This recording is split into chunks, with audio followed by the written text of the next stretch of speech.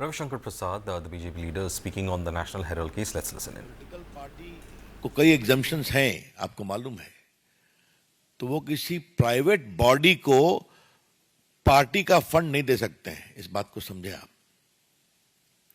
That is purely prohibited. दिया उनकी बात है, घर की कंपनी थी।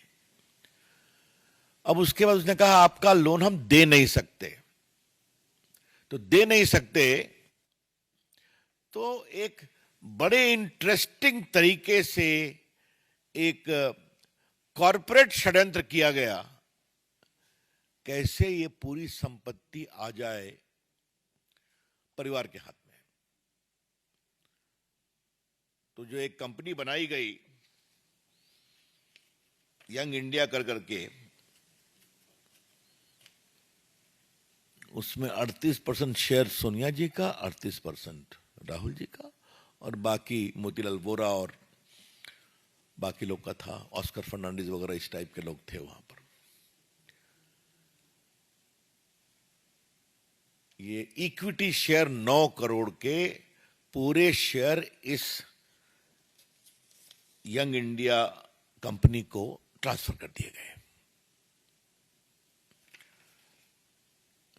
ये 9 करोड़ का ट्रांसफर होना बड़ी बात नहीं है। इस 9 करोड़ शेयर के ट्रांसफर होने के बाद यंग इंडिया कंपनी,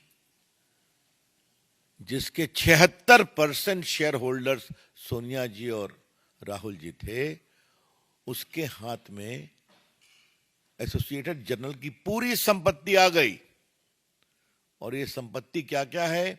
दिल्ली में बहादुर शाह जफर पर एक प्रॉपर्टी, मुंबई में प्रॉपर्टी, लखनऊ में प्रॉपर्टी, भोपाल में प्रॉपर्टी, पटना में प्रॉपर्टी, जो हजारों करोड़ की है। ये कहा गया कि यंग इंडिया लिमिटेड वो नॉन प्रॉफिट ऑर्गेनाइजेशन था, चैरिटेबल पर्पस के लिए। आज तक उन्होंने क्या चैरिटेबल पर्पस किया है कुछ पता नहीं है।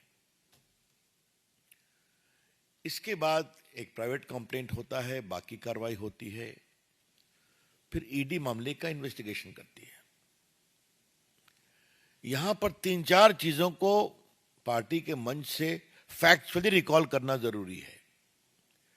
ईडी ने कांग्रेस के वर्तमान अध्यक्ष मोतीलाल खरगे को भी इंटरोगेट किया था, क्योंकि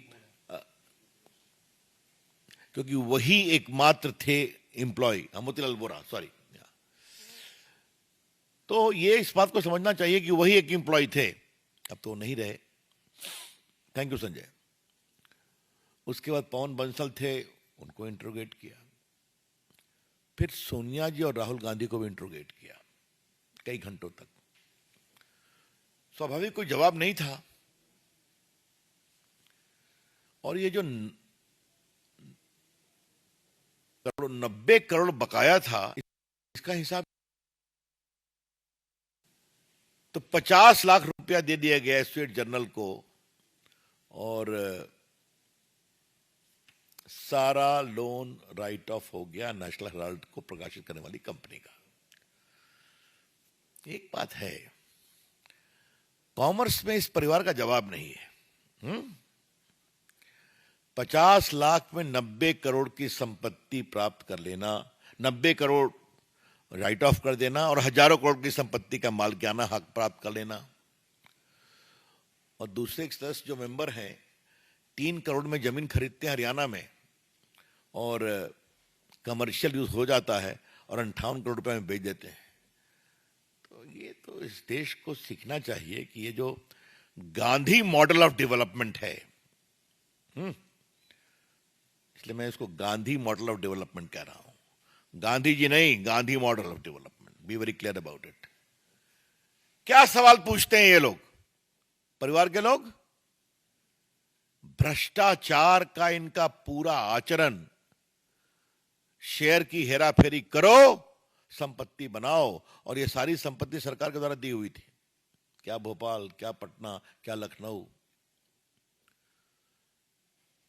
फिर उसके बाद ईडी ने मामले को टेकअप किया, और मामले को टेकअप करके उन्होंने पूरे मनी लॉन्ड्रिंग एक्ट, बाकी प्रोविजन के अनुसार सब कुछ समझा और उन्होंने अपनी रिपोर्ट फाइल की सेक्शन 8 में बिफोर द कोर्ट। ये जो प्राइवेट कंप्लेंट बोलते हैं या कंप्लेंट बोलते हैं, that is as good as a charge sheet, क्योंकि बाकी जो क्रिमिनल लॉ में कंप्लेंट होता है तो उसमें वो इन्वेस्टिगेशन होता है, इसमें वो इन्वेस्टिगेशन करके ही फाइल करते हैं। और कोर्ट ने कहा है कि अब मैं 21 तारीख को सुनवाई करूंगा।